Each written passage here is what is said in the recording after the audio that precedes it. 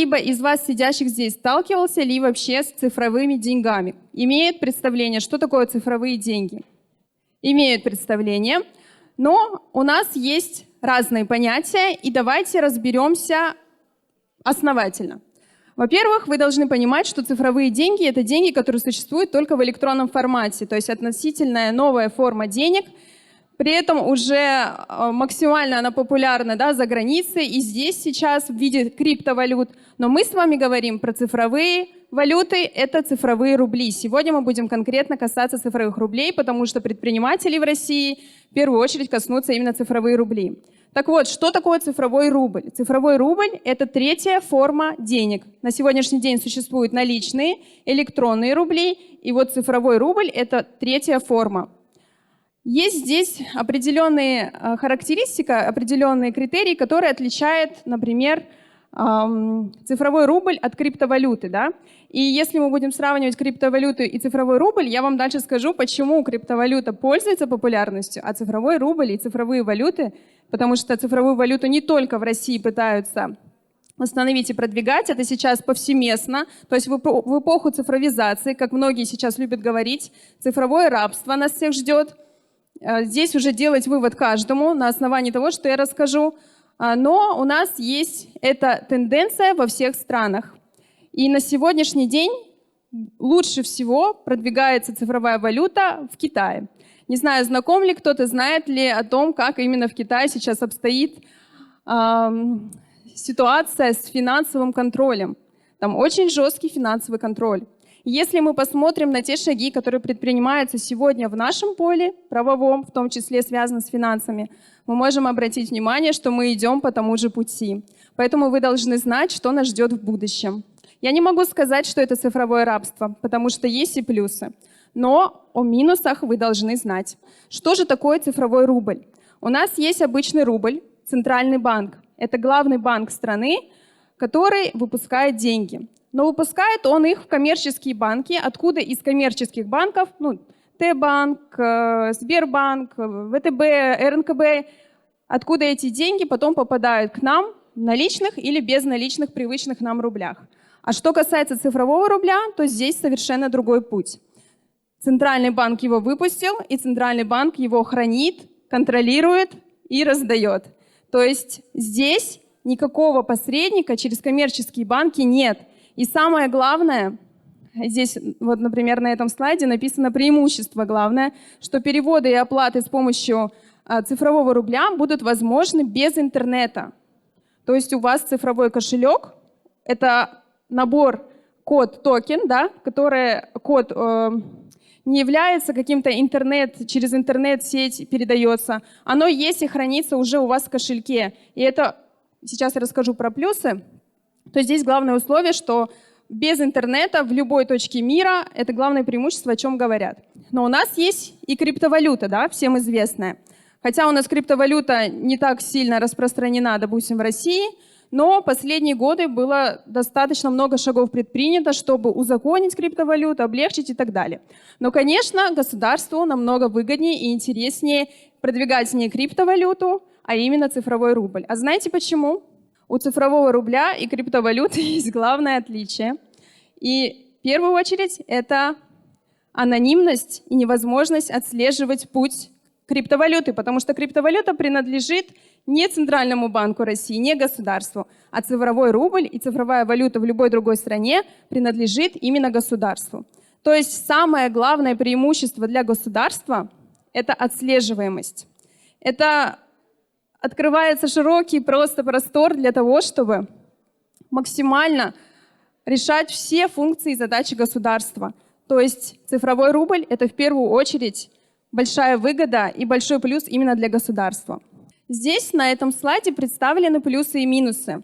Я обещала рассказать и про плюсы, и про минусы.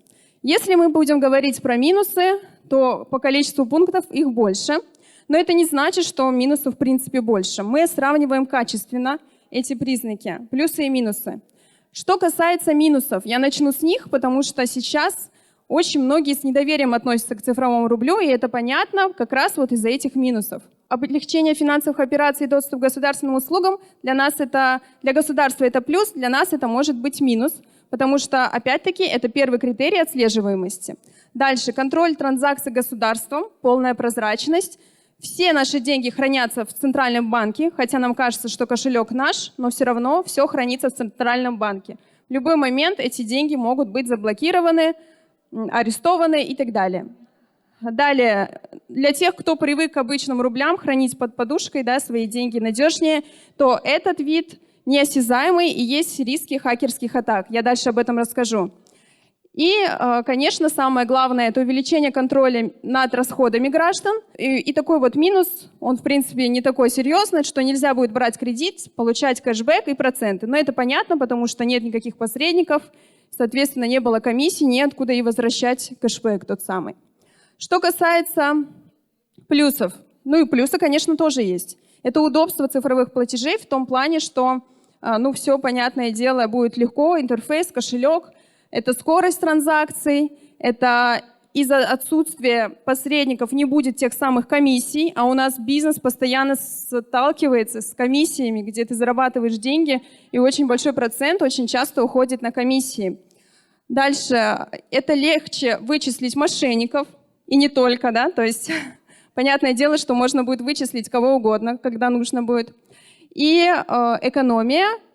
И, как я уже говорила, рассчитаться можно офлайн, даже если нет интернета, никакой сети, ничего. Просто вот электронный кошелек, он существует, и им можно будет расплачиваться. Итак, давайте подытожим. Так что все-таки у нас цифровой рубль на сегодняшний день?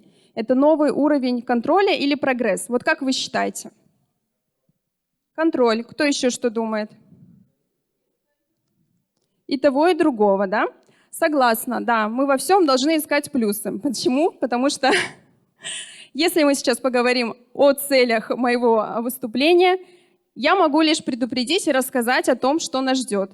Но какие-то конкретные меры, чтобы, например, очень часто разносится сейчас фейк, что нужно срочно идти в МФЦ, писать заявление на отказы от цифровых рублей, что вы не будете в этом участвовать, такого не существует, никуда идти не нужно. Цифровой рубль, он существует, закон о цифровом рубле был принят еще в 2023 году. Другое дело – это внедрение цифрового рубля, это то, что нас ждет в будущем. Так вот, это внедрение, оно тоже будет добровольным, то есть нигде пока о том, что это будет обязательно, не говорится. Цифровой рубль – это государственная цифровая валюта, и, как я уже сказала, она выпускается, хранится и контролируется Центральным банком, соответственно, государством. Центральный банк – это наш государственный орган. И его внедрение требует времени, не только потому, что это сложно, ну, то есть это новая форма, естественно, нужно полностью переделать очень много, что сейчас работает. И самое главное, это третье, то, что вызывает у многих страх и непонимание, надо как-то стимулировать людей, чтобы они начали пользоваться этими рублями. Выпустить-то их выпустили, но как заставить людей взять все самые цифровые рубли, расплачиваться ими, хранить и так далее. Поэтому у нас государство максимально пытается рассказать сейчас и продвинуть с точки зрения преимуществ. Например, для бизнеса действительно очень много плюсов, потому что вот эквайринг и прочее, как я уже сказала, быстрые транзакции, скорость. Даже когда не рабочие дни, у вас будет операция проведена в это же мгновение, когда вы ее захотите провести. А когда у нас сейчас бизнес знает, проводится операция только в рабочие дни, очень многие операции у нас не только занимают время, но и средства, и не всегда бывает удобно. Плюс всякие блокировки и прочее. А здесь полный видно путь нашего цифрового рубля от точки А до точки Б. Удобно всем, в первую очередь государству. Далее, в принципе, сейчас говорится о том, что это открывает новый доступ к новым рынкам, расширяя возможности международных операций. Но если мы посмотрим сейчас действительно, как обстоит ситуация на международном рынке, то к той самой цифровой валюте, например, если вы захотите поменять цифровой рубль на какую-то иностранную валюту или вообще на что-либо другое, вы не сможете поменять, вы сможете поменять только либо на аналогичную цифровую валюту другого государства, а сейчас цифровая валюта активно действует только в Нигерии и там еще пару стран вместе с Китаем, то получается, что цифровой рубль, который у нас будет, мы сможем поменять 1 к 1 только на цифровые рубли наличные или безналичные. Давайте теперь следующий слайд. То, что касается мифов и того, что сейчас вот конспирология во всем мире, что происходит. Многие говорят, что это будет цифровое рабство, сейчас это добровольное дело, а дальше нас ждет обязаловка, если говорить простыми словами. И на самом деле мы, имея закон на сегодняшний день, не видим никакого упоминания о том, что в будущем планируется что-то обязательное. Но есть один момент, когда государство принимает решение, как же все-таки стимулировать граждан использовать те самые цифровые рубли, появилась такая мысль. Но эта практика не только, естественно, в России, это вообще во всех странах, которые пытаются сейчас установить и продвигать цифровую валюту.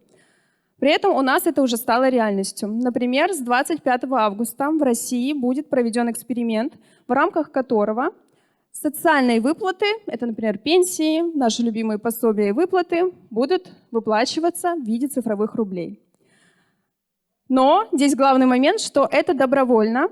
Это будет добровольно и только для тех, кто пожелает в этом участвовать.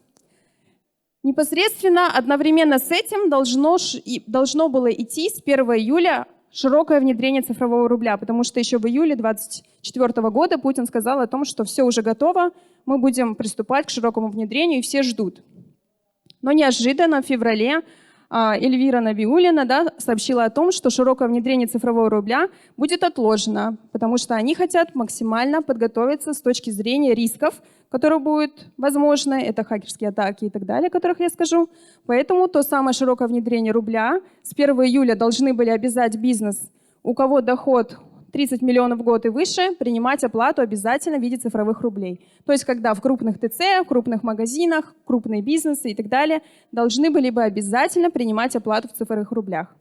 Но здесь, как я уже сказала, в первую очередь стоял вопрос, они же откуда-то должны появиться, и эти оплаты должны принимать. Но ими должен кто-то пользоваться. Откуда, кто будет ими оплачивать, как не те, у кого нет выбора, у кого нет выхода, если они захотят получать социальные выплаты. Пока это добровольно, но если вдруг в будущем это будет обязательно, потому что социальные выплаты – это право государства, это социальные меры поддержки, они обязанность государства выплачивать, и это не наши личные средства. Поэтому в этой сфере очень можно легко это обыграть и использовать, чтобы внедрить тот самый цифровой рубль. Ну вот, например, есть тут те, кто получает какие-то социальные выплаты.